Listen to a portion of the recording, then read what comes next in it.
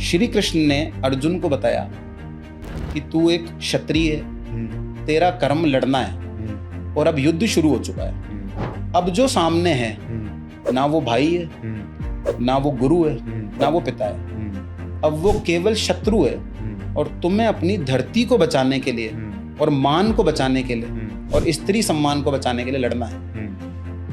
अगर वो लड़ता नहीं तो आज अर्जुन का जिक्र नहीं हो रहा। हाथ के अंदर धन देखने के लिए नाखून को देखा जाता है। अच्छा। अगर कोई व्यक्ति अपने नाखून कुतर रहा है तो कहा जाता था कि अपना भाग्य कुतर रहा है। तो अगर आप इसकी डेप्थ में जाएंगे तो जब भी कोई व्यक्ति अपना नाखून कुतरने लग जाता है तो कितना भी टैलेंटेड हो वो एक बार अपने लाइफ के टॉप पे होते हुए बॉटम में आ जाता है, अर्श से फर्श पर आ जाता है। अंगूठा हमारी तर्क शक्ति को बताता है, इच्छा शक्ति को बताता है और कुतर्क शक्ति को बताता है। तो कोई भगवान आपसे क्या बुलवाता है तो कुछ रेखाएं होती हैं वो बोलने लग जाती हैं। तो अगर आप उसे पढ़ सकते हो तो लिखने वाले ने सब कुछ लिखा है, पढ़ने वाले में कमी हो सकती है। यानी राहु आपको हमेशा आकस्मिक की तरफ लेके जाता है। जितनी भी घटनाएं एकाएक होती हैं उसमें बहुत बड़ा रोल राहु महाराज का। आज की तारीख का सबसे बड़ा प्रश्न है कि सब कुछ लिखा हुआ है तो फिर ज्योतिष और इसका क्या रोल है।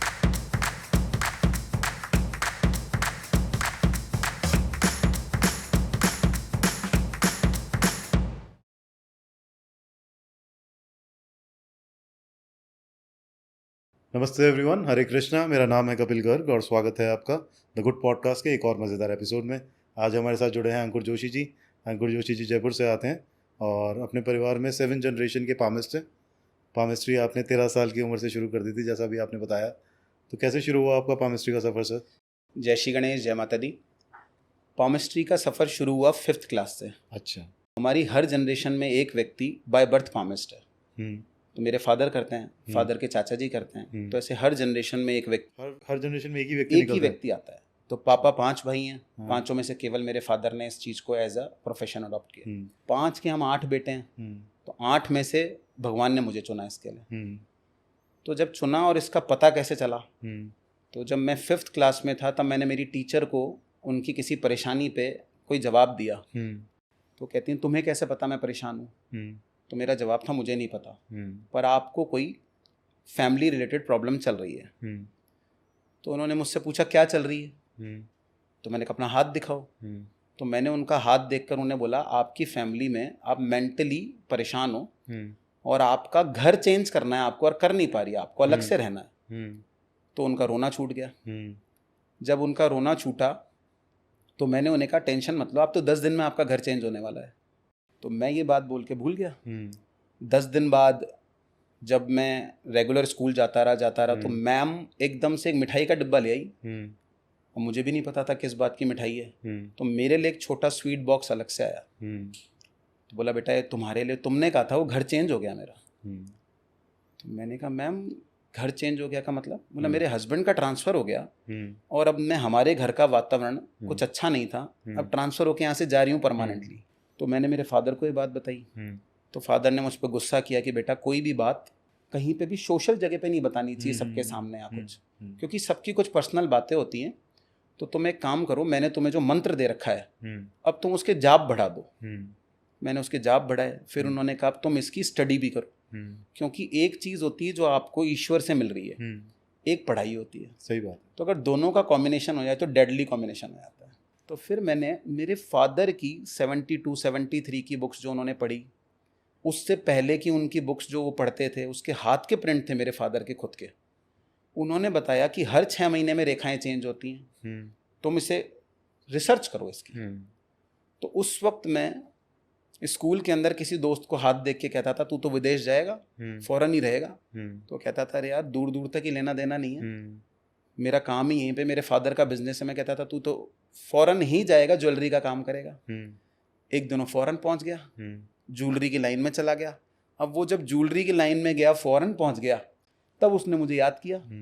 तो हमारी दोस्ती तब इतनी रेगुलर नहीं थी, पर जब वो उसे बात याद आई कि मैंने उसे स्कूल में बात देख के कही थी और वहां पहुंच गया, और वो जब दोबारा उसमें परेशान हुआ मेरे साथ दोबारा जुड़ा, और आज 20 साल से वो रेगुलर मेरा क्लाइंट है। बहुत सुंदर बात है। तो कोई भगवान आपसे क्या बुलवाता है, तो कुछ रेखाएं होती हैं वो बोलने लग जाती हैं। तो अगर आप उसे पढ़ सकते हो तो लिखने वाले ने सब कुछ लिखा है, पढ़ने वाले में कमी हो सकती है। और अगर आप उसे सही से पढ़ रहे हो और अच्छे मन से उसको कोई सलाह दे रहे हो या उसको कोई पूजा पाठ का रास्ता बता रहे हो, हवन पूजा बता रहे हो, तो उसका भाग्य उस चीज़ से परिवर्तित किया जा सकता है, बहुत ज़्यादा परिवर्तन लाया जा सकता है।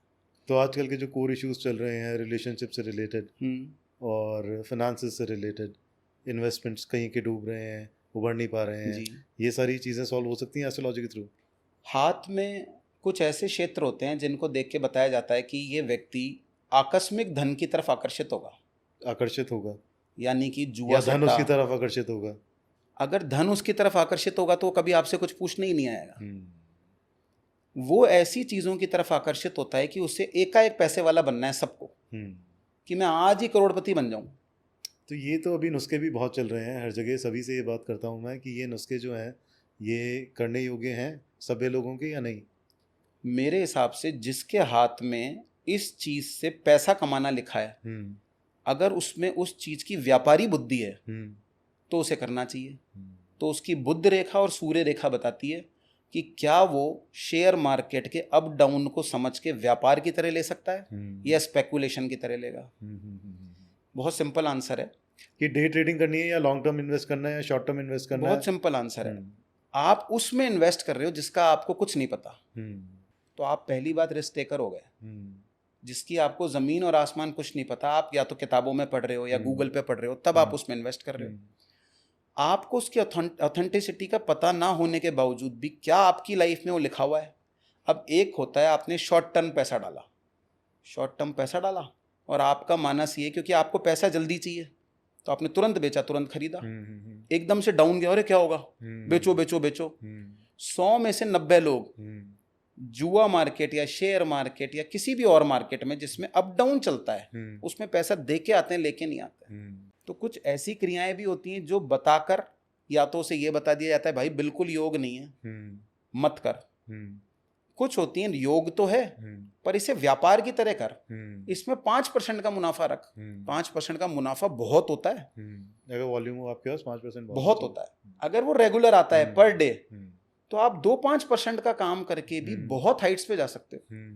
अगर ये माइंडसेट किसी का कर दिया जाए या उसे समझा दी जाए बात, और ग्रहों की पूजा पाठ उस तरीके से कर दी जाए, यानी राहु आपको हमेशा आकस्मिक की तरफ लेके जाता है। जितनी भी घटनाएं एकाएक होती हैं उसमें बहुत बड़ा रोल राहु महाराज का। अब अगर आपने उसको बैलेंस करने के लिए गुरु सूर्य का कॉम्बिनेशन की कोई पूजा कर दी, तो उस व्यक्ति का दिमाग जब भी जाएगा कि नहीं मैं कोई बेच दूं, खरीद लूं, एकदम से पैसे वाला बन जाऊं, वो ना होकर उसका दिमाग इस तरीके से चलने लग जाएगा या करने लग जाएगा, नहीं यार 10% मिल गया ना, 5% मिल गया ना, कोई बात नहीं, और इसमें 1% मिला, कोई बात नहीं, और इस वाले को मैं होल्ड कर लेता हूँ, क्या पता। तो दुनिया में पेशेंस जिसके पास है वो ना तो जुए मार्केट में हारा, ना वो लाइफ में हारा, ना वो अपने काम में हारा। तो पूजा पाठ के माध्यम से आपने ऐसी चीज़ें कर दी कि राहु की महादशा के दौरान खास करके आपकी ऐसी व्यवस्था आ गई कि आप में अनुशासन भी आ गया और आप में पेशेंस भी आ गया, तो उस वजह से आपकी विजय हो जाएगी। आपके हाथ में 2 लाइनें, चुनना आपको है। आज की तारीख का सबसे बड़ा प्रश्न है कि सब कुछ लिखा हुआ है, तो फिर ज्योतिष और इसका क्या रोल है। सही बात है, ये पूछते हैं, काफ़ी लोग पूछते हैं, मुझसे भी कई लोग पूछते हैं, तो अगर भाई एवरीथिंग इज रिटन, मुझे लगता है नो। हर बार हमें 2 लाइनें मिलती हैं, 2 चुनाव करने होते हैं हमें। अब आप महाभारत काल के टाइम पे जो हम आज तक महाभारत देखते आ रहे हैं, पढ़ते आ रहे हैं, आप उसको देखो। श्री कृष्ण ने अर्जुन को बताया कि तू एक क्षत्रिय है, तेरा कर्म लड़ना है, और अब युद्ध शुरू हो चुका है। अब जो सामने है ना वो भाई है, ना वो गुरु है, ना वो पिता है, अब वो केवल शत्रु है, और तुम्हें अपनी धरती को बचाने के लिए और मान को बचाने के लिए और स्त्री सम्मान को बचाने के लिए लड़ना है। अगर वो लड़ता नहीं तो आज अर्जुन का जिक्र नहीं हो रहा होता। सही बात है। उसने उस वक्त शस्त्र को चुना और गीता उपदेश में मानकर उस लाइन को चुन लिया कि नहीं, मुझे अपनी भावनाओं पे कंट्रोल करते हुए कर्म करना है, रिजल्ट बढ़िया ही आएगा। तो उसकी लाइफ चेंज हो गई। पर भगवान की बात सुन के तो धृतराष्ट्र ने भी ये बोल दिया था कि संजय अगर भगवान मेरे से ऐसी बातें बोलते ना तो एक बार तो नेत्रहीनता भूल के अपनी मैं भी धनुष उठा लेता। अर्जुन को तो उठाना ही था। तो आप सोचो अगर हम किसी को पॉजिटिवली अगर किसी दिशा में लेके जाएं तो उसकी लाइफ कहाँ पहुँच सकती है। सबके पास दो चॉइस होती है हमेशा। छोटी सी बात पे हस्बैंड वाइफ में कोई लड़ाई हो गई, आपने उस लड़ाई को बढ़ा दिया, सही बात है, कहीं और दिशा में पहुंच गया। 1 महीने बाद दोनों कोर्ट में मिले। उसी लड़ाई को आपने पेशेंसली हैंडल कर लिया। वही युद्ध जो होना था वही पत्नी शाम को आपके लिए कोई मिष्ठान बनाएगी आपकी पसंद का। तो अब यही बात है इसके अंदर, इसमें चंद्र का कितना महत्वपूर्ण रोल है। चंद्र का रोल इतना जबरदस्त है कि हस्तरेखा में जो चंद्र पर्वत है अगर बहुत अधिक उठा हुआ हो तो भी खराब है, सही बात है, बहुत दबा हुआ हो तो भी खराब है। तो excess of everything is also dangerous, और जो लो है वो भी डेंजरस है। तो चंद्र क्या करता है, मन हर मिनट नई बात करता है, हर सेकंड नई बात करता है। कहीं जा रहे होते हैं, कुछ कर रहे होते हैं, पैर कांपने लग जाते हैं। सही बात है, क्योंकि चंद्र शनि का संबंध है हस्तरेखा में। सबसे पहला संबंध, आप कभी भी कहीं जाओगे तो आपके हाथ पांव में शिवर होने लग जाएगी। तो चंद्रमा कोई नई चीज है, एंजाइटी होती है, तब की बात है वो तो। यस। तो ये चंद्र और शनि का क्या रोल है इसमें एग्जैक्टली? जब आदमी किसी ऐसी चीज में जा रहा होता है जो उसे फेस करनी है, या कोई बहुत बड़ी चीज है, एग्जाम देने जाना है, इंटरव्यू देने जाना है, तो वो घबराने लग जाता है। घबराहट के कारण हमारा मस्तिष्क सबसे पहले हमारे हाथों को और पैरों में कंपन ले आता है। तो जो लोग बैठे बैठे पैर हिला रहे हैं, हाथ हिला रहे हैं, वो कॉन्फिडेंट नहीं होते।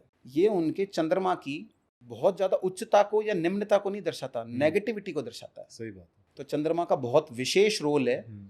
मन के हारे हार और मन के जीते जीत। सही बात है, कुछ भी कर सकते हो आप मन से। तो मैनिफेस्टेशन भी तो इसी तरीके की चीज कि अगर मन के हारे हार है, मन के जीते जीत, तो मैनिफेस्टेशन भी या कोई ऐसी चीज ही है क्या?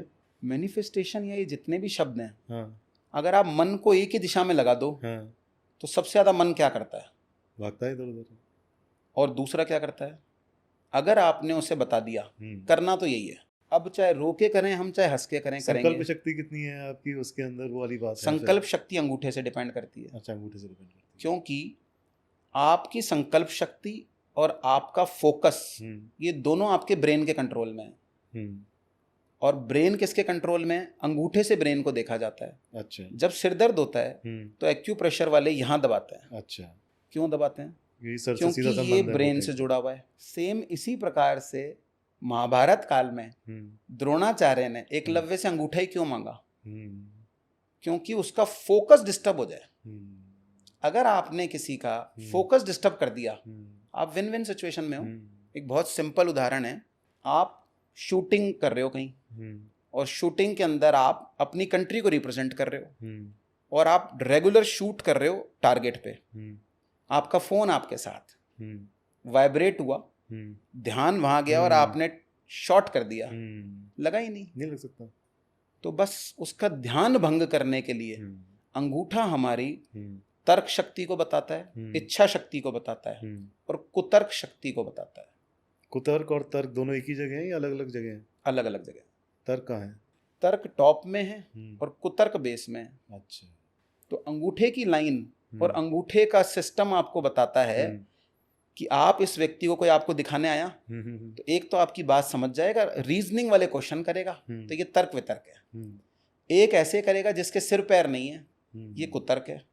जो किसी चीज को ग्रहण नहीं करना चाह रहा हो और खुद को अहम ब्रह्मास्मि मानता हो, ये कुतर्क है। ये सही बात है। क्योंकि अगर आज मैं इस फील्ड में थोड़ा बहुत समझता हूँ, ज्यादा नहीं समझता मैं, क्योंकि शायद पूरी उम्र निकल जाएगी समझने। हाँ, सही बात है। एंडलेस भी शायद वर्ड काफी नहीं है। देखो, आप पैशनेट तो हो पामिस्ट्री के लिए, ये तो आपसे बात करके वैसे ही पता चल जाता है।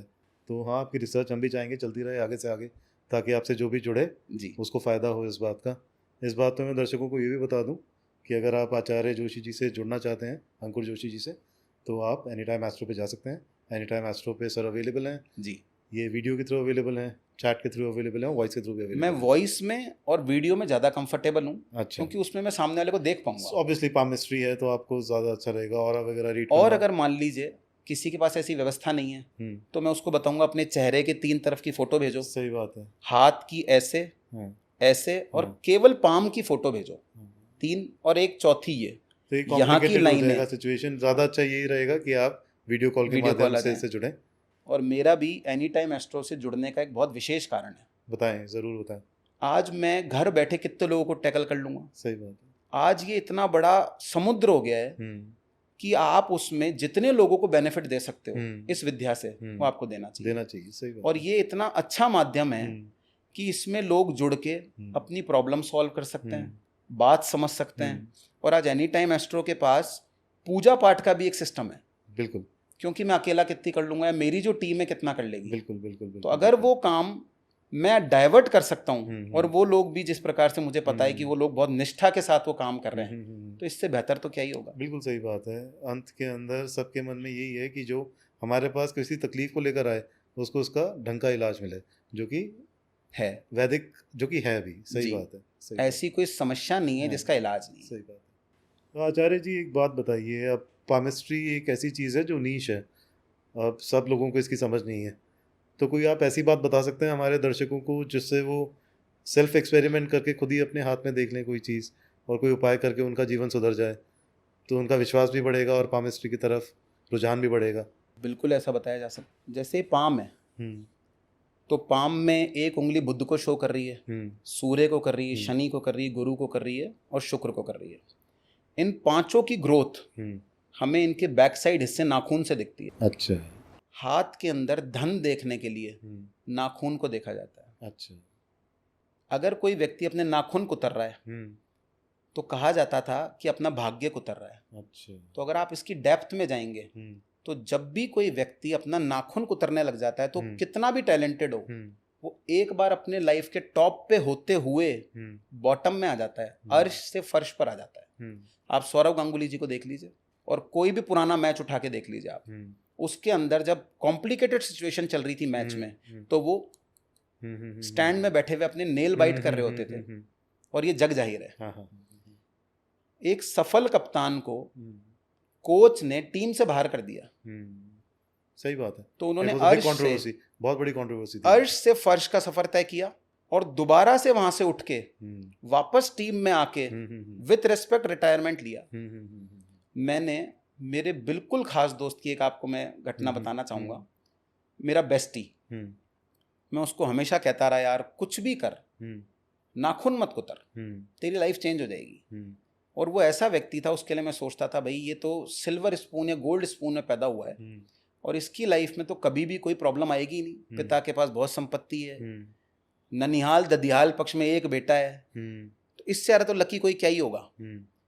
उसकी शादी हुई, शादी जिससे हुई मैं उसका हाथ देख के भी फेवर में नहीं था, पर हो गई।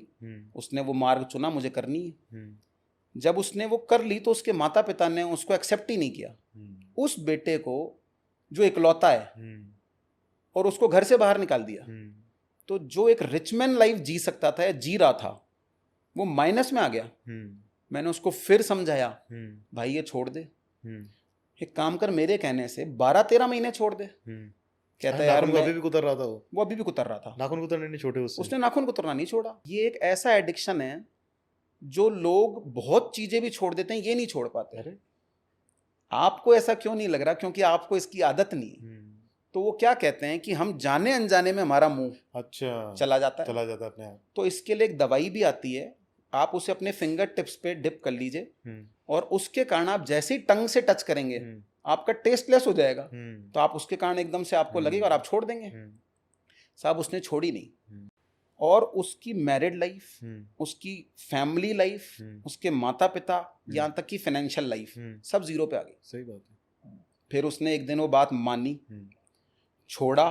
छोड़ने के बाद साहब जो मैंने उसमें परिवर्तन देखा, ओवरऑल उसके माता पिता ने अपना लिया, लाइफ दोबारा ट्रैक पे आ गई। आज वो दोबारा बहुत हेल्दी लाइफ जी रहा है। अच्छी बात। जबकि उसकी लाइनें खराब नहीं थी पर उसका कर्म खराब था इस चीज का। तो आपने 5 ग्रहों को अपने अपोज कर लिया। चलिए मैं कर्म जो आपका जो कर रहे हो वही खराब कर रहे हो तो उसका प्रभाव तो आप पे पड़ना ही है। कैसे नहीं आएगा? दूसरी चीज, अगर किसी व्यक्ति की उंगली सबसे लिटिल फिंगर आपकी सूर्य रेखा के इस वाले पोरे से नीचे छोटी है तो आप क्या करिए, आप इसका नाखून बड़ा कर लीजिए लिटिल फिंगर का। अच्छा। और वो इस फिंगर के टॉप से ऊपर कर लीजिए। अगर आप इसके टॉप से ऊपर कर लेंगे तो आप अपने परिवार में जितने भी सदस्य हैं उन सबसे टॉप पे आ जाएंगे। ये क्या बात हुई, टॉप पे आ जाएंगे मतलब? यानी उनकी नेम फेम हाँ। या उन्होंने जो अर्जित किया है उससे अधिक हाइट पे चले जाएंगे। पर अगर वो उनकी भी इसी रेखा से ऊपर हुई, हमसे भी ज्यादा ऊपर हुई, तो अगर वो कितनी भी ऊपर हो, हाँ। आपने कर्म करके ऊपर बढ़ाया, अच्छा, तो आपके लाइफ में तो आप जिनके ऐसे ऐसे नीचे कर्म है, करने लग जाओगे। हाँ, अच्छा, तो आप किसी भी व्यक्ति की जिसकी ये उंगली छोटी है अपने इस पोरे से, हम्म, वो तो इसे ऊपर कर ले, और जिसकी ऑलरेडी इससे ऊपर है लिटिल फिंगर, उसने इसे ऊपर कर लिया, तो यही चीज नेगेटिव हो जाएगी। अच्छा, क्योंकि अति सर्वदा वर्जयते। सही बात है। अति होते ही चीज खराब है। तो जिसकी ऊपर है उसको ऊपर नहीं करना है, ऊपर नहीं करनी है, और जिसकी ऊपर नहीं है वो उस वो कर लाइन सकता से है। ऊपर उसे मेंटेन रखे नाखून को, उसकी गंदगी साफ करता रहे, क्योंकि आजकल हाइजीन का बहुत सब्जेक्ट है। हाइजीन हमेशा से ही रहा है सब्जेक्ट, ऐसा नहीं है कि हाइजीन कभी रहा नहीं। जी। तो मेरे ख्याल से लोग इस बात का ध्यान रखेंगे। तो अगर ये रख लेते हैं तो वो व्यक्ति अपने जीवन के 7-8 महीने में ही बहुत सारे परिवर्तन देख लेगा। वरना वो अपने परिवार से हमेशा सुनता रहेगा और दबता रहेगा। क्या अच्छा। किया तूने, तुझसे ये नहीं हो रहा, तुझसे ये नहीं हो रहा, अब तक तूने क्या किया, वो सारे क्वेश्चन खत्म हो जाएंगे। और ये मैंने मेरी लाइफ में एप्लीकेबल करके देखा है। हाँ, आपका भी नाखून बड़ा हुआ है, जी नोटिस हाँ। किया मैंने, बिल्कुल मेरी उंगली छोटी है उससे, तो मैंने जब इसको रेस करना चालू करा तो मुझे कुछ दिन तो अटपटा लगा, पर कुछ दिनों बाद लगा कि यार मेरे फादर के अम्ब्रेला के शेल्टर के नीचे लोग मुझे पहचानने लग गए। मुझे पहले लगता था ऐसा संभव ही नहीं। और आज मैं जहाँ हूँ मेरे फादर के आशीर्वाद से हूँ, माँ के आशीर्वाद, माता पिता के आशीर्वाद से ही बंदा आगे बढ़ता है, कोई दो राय नहीं है इसमें। तो अगर ये दो चीजें कोई अपना ले लाइफ में तो इससे बहुत जबरदस्त फर्क पड़ सकता है। बहुत सुंदर बातें बताई आपने, ये तो मैंने पहली बार सुनी है और मुझे लगता है काफी लोग इसको पहली बार ही सुन रहे होंगे, तो काफी अच्छा लगा। मैं चाहता हूँ कि ये ज्ञान जितने लोगों तक जाए, लोग उस चीज को समझें और उस चीज को मानकर अपनी लाइफ चेंज कर लें। कोई भी चीज आपके माने बिना चेंज नहीं हो सकती। सही बात है। 80% लोग जब हाथ दिखाने आते हैं, कुछ पूछने आते हैं, तो सिर्फ ये चाहते हैं कि सामने वाला चेंज हो जाए। क्योंकि वो आप एक ही पक्ष तो सुन रहे हो। मेरी पत्नी चेंज हो जाए, मेरे पिता चेंज हो जाए, ऐसा क्या हो जाए, वैसा क्या हो जाए। तो इसका पहला आंसर है कि मान लीजिए पति पत्नी में बहुत ज़्यादा वैचारिक मतभेद चल रहा है, माँ में और पत्नी में नहीं बनती, तो इसका सबसे बड़ी प्रॉब्लम बेटा खुद होता है। पूरे दिन की जो दिनचर्या है, जब माँ उसे इमोशनल होके बताती है, तो पत्नी से बहुत प्यार के रूप में भी जब वो घटना शेयर कर देता है ना, तो पत्नी का दिमाग ट्रिगर हो जाता है। फिर वो भी माँ की 4 बातें शेयर करती है। कभी पत्नी पहले शेयर कर देती है, फिर माँ को जब बेटा बताता है अच्छे रूप में, वो शेयर कर देता है, माँ 4 बातें बताती है, तो बेटे की तो साफ फुटबॉल बन जाती है। एक चुप 100 सुख, यही कहानी है इसमें। तो दोनों की सुनी और दोनों को एक राय दी, ये आपकी बहू है और ये तुम्हारी सास है, मैं इस रोल में फुटबॉल नहीं बनना चाहता, तो सेतु मत बनो कभी भी। ये तो मनोवैज्ञानिक उपचार हो गया इसका। इसका ग्रहों से कैसे उपचार किया जा सकता है कि जब व्यक्ति का सूर्य उन्नत होता है तो वो दोनों जगह पे जजमेंट करने लग जाता है कि साहब मैं मेरी पत्नी को भी समझा लूंगा और माँ को भी समझा लूंगा। तो सूर्य का उपाय करना चाहिए उस वक्त। अच्छा। तो उसके हाथ की कैरेक्टरिस्टिक्स देखकर, उसके हाथ के प्रकार हैं कई सारे, उसमें ये समझकर कि इसके सूर्य और बुध को कैसे बैलेंस किया जाए, जिससे कि शुक्र का अर्थ है पत्नी और चंद्र का अर्थ है माँ।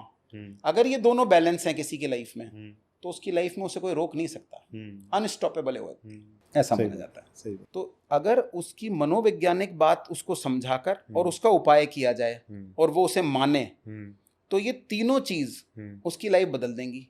अब अच्छी बात है तो माँ बाप भी कहते हैं, ज्योतिषचारों की कोई जरूरत नहीं है, सही बात है, हस्तरेखा वालों की कोई जरूरत नहीं है, अगर कोई अपनी माँ बाप की बात पूर्ण रूप से मान ले, क्योंकि उनके एक्सपीरियंस से ही मान लोगे तो लाइफ ही खराब नहीं होगी। सही बात है। पर आप क्या होता है, अपने की बात नहीं मानते, पर अगर कोई दूसरा साइंटिफिकली समझाए और आप तब भी मान लें, तो साहब आपके जीवन में सनराइज होने से कोई नहीं रोक सकता। अगर आप उस ग्रह की नेगेटिविटी को कम कर दो, उसके चंद्रमा की पॉजिटिविटी बढ़ा दो और उसका बैलेंस बना दो, तो उस आदमी की ग्रोथ निश्चित है। सही बात है। तो आचार्य जी एक बात बताइए कि हाथ की रेखाएं तो लगभग फिक्स ही हैं, मैंने कभी तक ध्यान से देखा नहीं अपना हाथ, पर ये बदली भी जा सकती हैं। आप आज फोटो खींच लो, हाँ, या इसका स्कैन ले लो, हाँ, और 3 साल बाद उसको टैली कर लो, अच्छा, लाइनों में चेंज आ जाएगा। आप जिस दिशा में जाओगे, हाँ, उस दिशा की लाइन डेवलप होने लग जाएगी। यानी आपके हाथ में कोई लाइन स्टार्ट हो रही है तो कर्म और से 2 लाइन संबंधित आ है रही है। आपकी, जैसे कर्म करोगे, सात्विक कर्म करोगे तो वैसी लाइनें पड़ेंगी, तामसिक कर्म करोगे तो वैसी लाइनें पड़ेंगी। अब एक और चीज़ है, क्या? ऐसा क्या हो सकता है जिससे बर्थ के टाइम पे ही अच्छी लाइन आ जाए? ये भी बनाई जा सकती है। कि बच्चे के जन्म से पहले उसकी हाथ की रेखाएं पहले से ही अच्छी हैं। यस, और वो क्रिएट की जा सकती हैं। अच्छा मैं आपको इसका एक शास्त्रोक्त वर्णन देता हूँ, अच्छा, आप बताओ। बताइएगा। हाँ बताइए बताइए। आपने सुना होगा कि अर्जुन और उसकी धर्मपत्नी बात कर रहे थे, हम्म और अर्जुन ने किस तरीके से चक्रव्यूह को भेदना हम्म और अंदर घुसने की जो प्रक्रिया थी वो बताई। हम्म तो जब अंदर घुसने की प्रक्रिया बताई, तो जब तक वो प्रक्रिया पत्नी सुन रही थी, हम्म तब तक, जब तक वो जग रही थी तब तक तो उसके बच्चे ने, उसके कान के माध्यम से बच्चे ने वो बात सुन ली। हम्म जो द्रोणाचार्य ने नंबर ऑफ प्रैक्टिस के बाद अर्जुन को गिफ्ट दिया कि भाई तुम अब वहां तक पहुंच गए हो, अब तुम, मैं चक्रव्यूह भेदन क्रिया बताता हूं। पर जब वो चक्रव्यूह से बाहर निकलने की क्रिया बता रहा था, तब मां सो गई। मां के सोते ही, उसका दिमाग का शटडाउन होते ही, यहाँ जो बेटे तक बात जा रही थी या बच्चे तक बात जा रही थी या गर्भ तक जा रही थी, वो बच्चा वो बात याद नहीं सीख पाया। तो जब महाभारत का टाइम चल रहा था, तो अभिमन्यु बिना जानकारी, बिना उस चीज का ज्ञान लिए चक्रव्यूह में घुसने का कैसे घुस गया? क्योंकि मां ने ड्यूरिंग प्रेगनेंसी वो सुन लिया था। इसीलिए कहा जाता है कि अगर एक माँ अच्छा सुने, अच्छे विचार रखे, अच्छी चीज़ें पढ़े, सक्सेस स्टोरी पढ़े, ऐसी स्टोरी पढ़े जिसमें आदमी विपरीत परिस्थितियों में खड़ा होकर कहीं पहुंच गया, तो आप देखिएगा बच्चा पॉजिटिव पैदा होगा।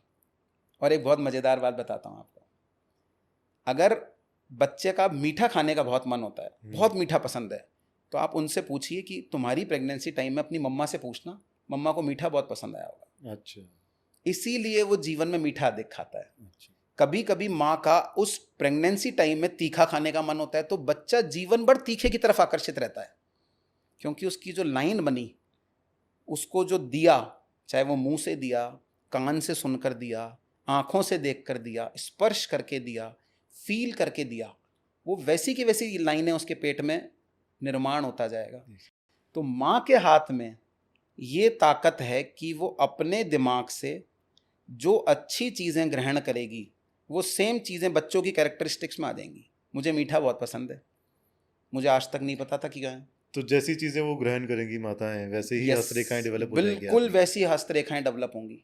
अब मान लीजिए माँ को खांसी हो गई, माँ ने खांसी का तुरंत उपचार करा और पॉजिटिव रही और डरी नहीं उस खांसी से, तो अगर कभी बच्चे के साथ ऐसी कोई फेस प्रॉब्लम आई, तो बच्चा डरेगा नहीं, उसका उपाय ढूंढेगा। माँ और पिता में ड्यूरिंग प्रेगनेंसी कोई बात हो गई, तो माँ ने उसे हंस के इग्नोर कर दिया, तो बेटा अपनी मैरिड लाइफ में बड़ी से बड़ी बात हंस के इग्नोर कर देगा। क्योंकि आपने, जब ब्रेन का निर्माण हो रहा है, जो उसके अंदर डाला वही हाथ की लाइनें शो करती हैं। अगर आपने वो हाथ की लाइनें देखी, तो आप वैसा ही फील करोगे कि जो माँ सोच रही थी उस 9 महीने में। क्यों डॉक्टर बोलता है अच्छी चीज देखो, क्यों रामायण पढ़ो, क्यों बोलता है कि साहब केवल अच्छा सुनो, नेगेटिव बात ही मत करो, कुछ ऐसा कर्म मत करो, क्यों बोलता है? इसीलिए बोलते हैं कि whatever you listen, whatever you see, वो सेम एज इट इज आपके अंदर जा रहा है। तामसी भोजन करो, बच्चे के अंदर तामसी प्रवृत्ति आएगी। आपको भूख लग रही है, हर थोड़ी देर में खा रहे हो, अगर आपका उस भूख पे कंट्रोल नहीं है माओ का, तो अच्छा खाओ, पौष्टिक खाओ, वरना आपका बच्चा पैदा होते ही जंक जो आप खा रहे हो, क्योंकि आप उसको चीज का टेस्ट पेट में दे रहे हो, बर्गर का दे रहे हो, तो बच्चे के दिमाग में क्या रहेगा? वो चीज, बर्गर और फलानी चीजों से ही अट्रैक्ट होगा साहब। तो आपको क्या करना है? आपको इस बात का विशेष ध्यान रखना है कि आप अपनी पत्नी को, अब पति के हाथ में क्या है, पुरुष के हाथ में क्या है, उसको कंफर्ट रखें। सही बात है। उसको अगर कोई बात हो जाए तो उसको इग्नोर करने को कहे, उससे बहस ना करे ज्यादा, कहे कि कोई बात नहीं, क्या फर्क पड़ रहा है, छोड़ो, लेट गो करो चीजों को।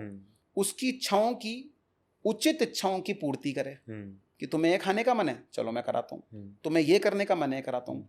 उस वक्त में एक्सरसाइज जरूर करनी चाहिए, उससे बच्चे के दिमाग में अपनी बॉडी को, हेल्थ को लेकर हमेशा कॉन्शियस रहेगा। तो आप देख लीजिएगा, जो व्यक्ति सक्सेस दिखे, माइंड से फ्री दिखे, उसके हाथ में उतनी लाइनें कम होंगी, और जिसके हाथ में जितनी कम लाइनें होंगी वो उतना सुलझावा होता है। और जो व्यक्ति छोटी छोटी बातों में स्ट्रेस में आ जाते हैं, आप उसका हाथ देख लीजिएगा, उसमें नंबर ऑफ कट लाइनें क्यों होती हैं?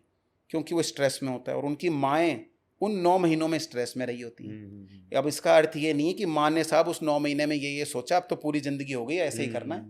अब ये आप पे डिपेंड करता है कि अब आप क्या सोच रहे हो, अब आप क्या कर्म कर रहे हो, आपको उस लाइन को आगे बढ़ाना है।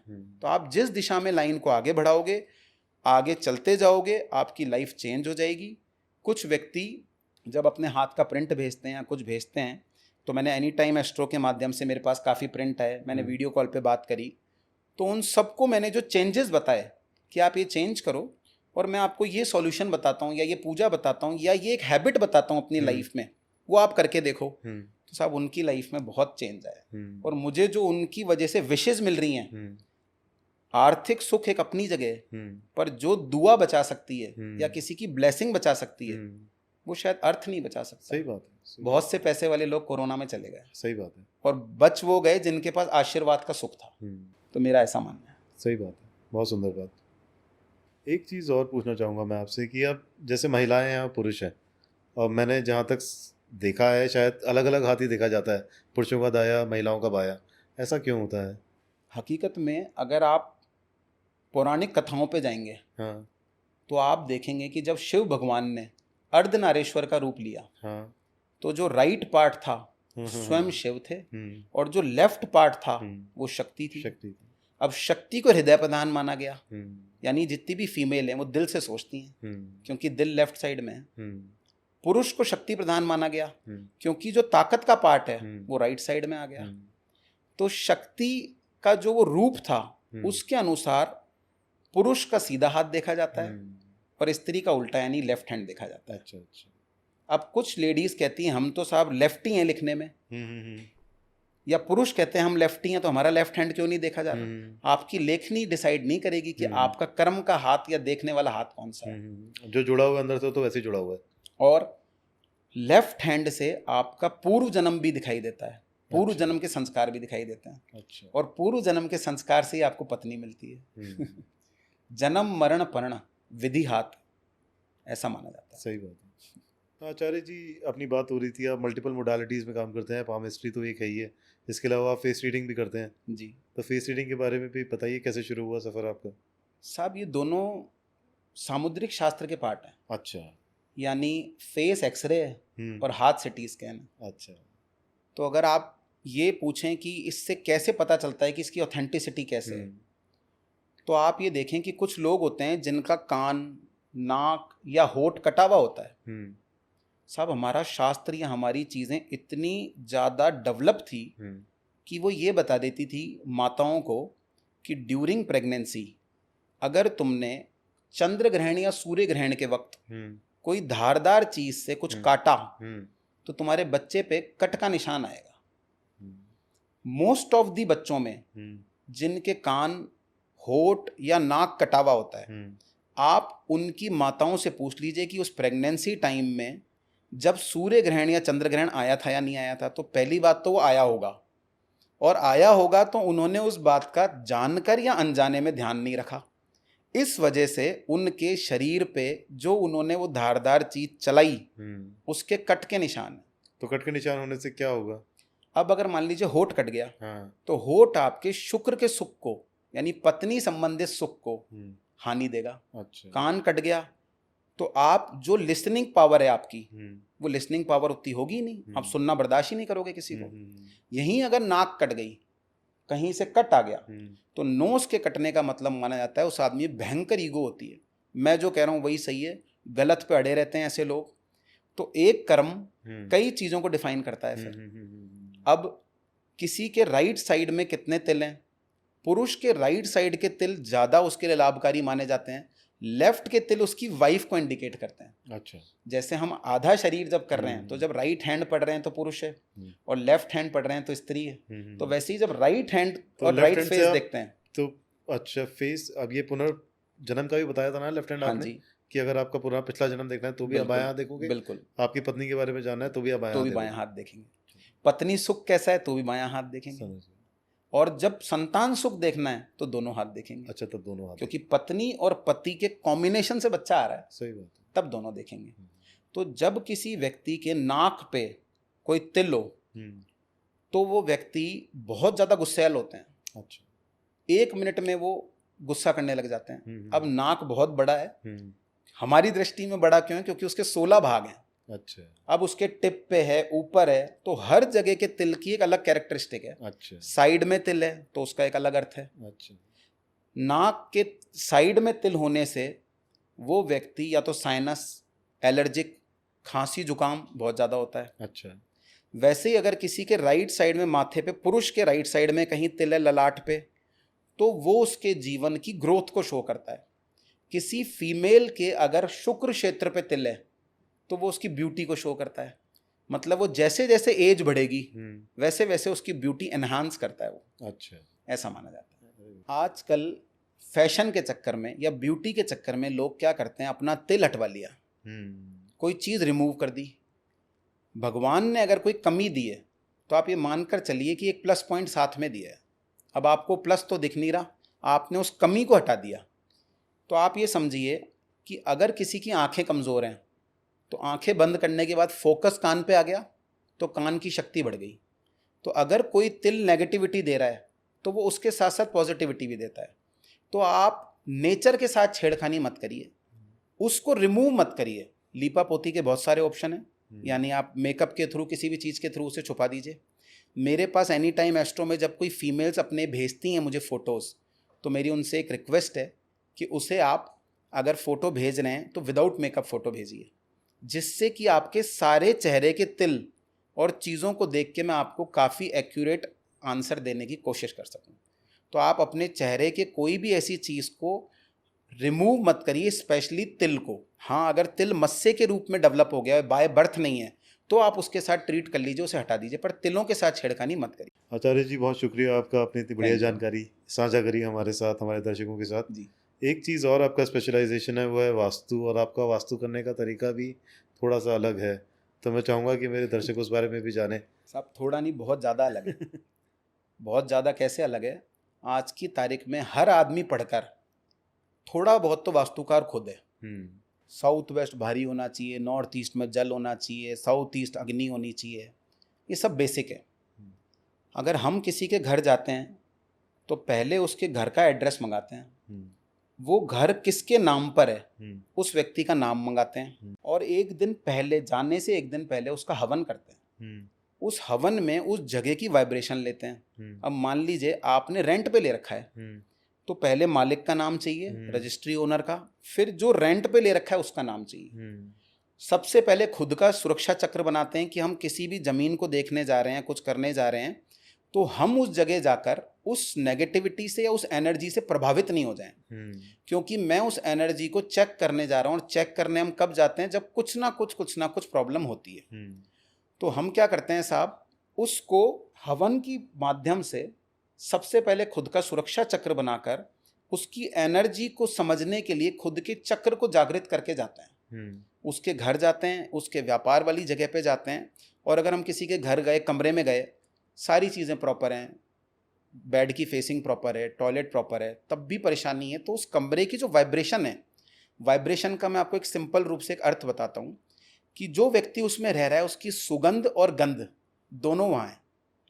तो जब आप उसे सेंस करते हो तो उसकी पूरी कैरेक्टरिस्टिक्स पता लगने लग जाती है कि इस कमरे की कैरेक्टरिस्टिक्स क्या हैं, और उस कमरे में रहने वाला व्यक्ति हेल्थ से कैसा है, वेल्थ से कैसा है, मेंटल हेल्थ से कैसा है, हस्बैंड वाइफ पर्सनल रिलेशनशिप कैसी है, ये सारी चीज़ें आपको उस वाइब्रेशन से पता लगती है। अब वो हवन करने का क्या कारण है कि वो जो वाइब्रेशन है वो हम पे हावी नहीं हो रही, क्योंकि हमने खुद का सुरक्षा चक्र बना रखा है, और उस एनर्जी के कारण हम जिसके घर जाते हैं उसका नमक और पानी भी ग्रहण नहीं करते। अच्छा। क्योंकि अगर उस वाइब्रेशन का ले लिया तो उसका अंश चला जाएगा, और मैं जो बताना चाह रहा हूँ या मैं जो बता सकता हूँ वो सिद्धि मेरी उससे डिस्टर्ब हो जाएगी। तो अगर किसी जगह जाते हैं, सब कुछ सही है, नंबर ऑफ वास्तुकार को उन्होंने बुला लिया, उनकी चीज़ें सेट नहीं हो रही, तो वो ज़मीन जाते ही बता देती है कि आपने ज़मीन सस्ते में खरीदी है मार्केट से, या महंगी खरीद ली, या आपको ये ज़मीन जब मिली उसके बाद नुकसान होने लग गया, जबकि उसकी दिशा सही है, अंक सही है, सब कुछ सही है। तो वो ज़मीन आपसे कितनी जुड़ी हुई है, या उसको कैसे जागृत किया जा सकता है, आपके हाथ से कैसे जोड़ा जा सकता है। तो आपके हाथ का जो क्षेत्र या आपके हाथ का जो ग्रह सबसे अधिक उन्नत है, मैं उस प्रॉपर्टी का वो क्षेत्र उन्नत करवा दूंगा। अच्छा। अब उस उन्नत कराने के बहुत सारे तरीके हैं जो हर प्रॉपर्टी के अलग अलग कैरेक्टरिस्टिक, साइज, शेप से डिपेंड करते हैं। उससे उस आदमी की लाइफ में उस प्रॉपर्टी के बाद, उसको लेने के बाद, उस चेंजेस के बाद अपने आप विजिबल चेंजेस आ जाएंगे। तो ये चेंजेस आने में कितना समय लगता है अगर आप कुछ किसी का इलाज करते हैं? किसी भी चेंज को महसूस होने में कम से कम 4 महीने लगते हैं। 3 से 4 महीने। क्योंकि चेंज तो हो सकता है पहले दिन से आ जाए, पर हर व्यक्ति पहले चेंज का कारण खुद को मानता है। सही बात। ये तो मैंने कुछ किए, पर जब वो चेंज विजिबल हो जाता है, उसका व्यापार बढ़ने लग जाता है, शांति हो जाती है, तो अब लगता है भाई पंडित जी आए थे, कुछ तो काम करके गए, कुछ तो ऐसा है जो उन्होंने बताया है। तो साहब ये बताने वाली भी मातेश्वरी है, भगवान ने इस चीज के लिए चुना है। तो बस ये है कि किसी माध्यम से व्यक्ति को बिना मिसगाइड करे, कम से कम तोड़ फोड़ करके उसको कैसे उस जगह से विकसित करा जाए और उसकी लाइफ को अच्छा किया जाए। बहुत ही सुंदर। तो उस पूजा पाठ से साहब नेक्स्ट डे जाके फिर उसकी पूजा पाठ होती है कि अब इसकी जो वाइब्रेशन मैं लेकर आया हूँ साथ में, उसे फील करके नेक्स्ट डे में और आंसर देता हूँ कि इस प्रॉब्लम ये है इस जमीन में। हमारे शहर में एक घर था जिसे मैं देखने गया।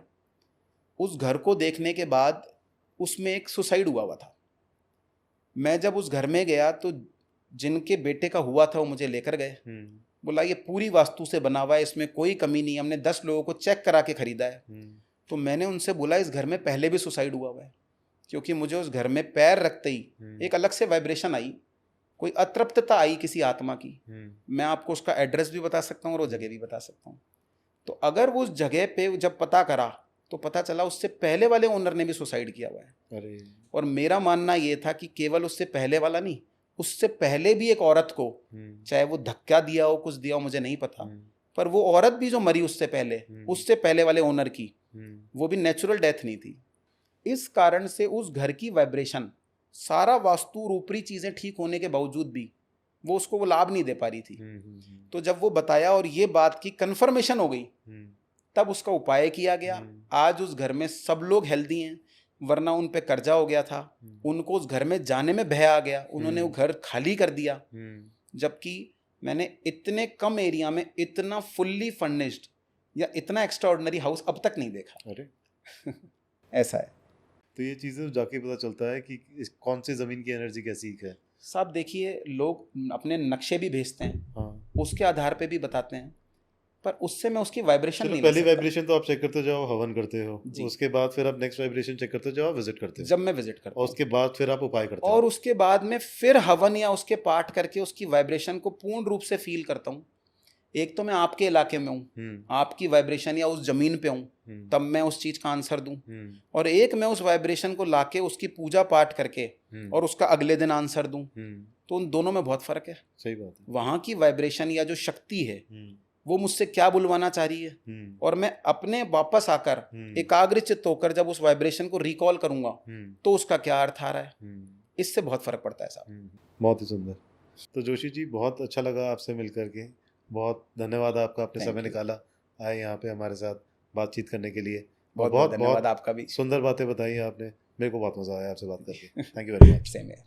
धन्यवाद। जय श्री गणेश, जय माता दी। दर्शकों, एक बार फिर से मैं आपको बता दूं, अगर आप अंकुर जोशी जी से कनेक्ट करना चाहते हैं तो आप जा सकते हैं एनी टाइम एस्ट्रो के ऊपर, और वीडियो कॉल ही प्रेफर करेंगे अगर आप करें तो, ताकि ये फेस रीडिंग भी कर पाएँ और पाम रीडिंग भी कर पाएँ ढंग से आपकी। उम्मीद करते हैं आपको भी उतना ही अच्छा लगा होगा अंकुर जी से बात करके जितना हमें मज़ा आया। मिलते हैं अगले एपिसोड में। धन्यवाद आपका। हरे कृष्णा।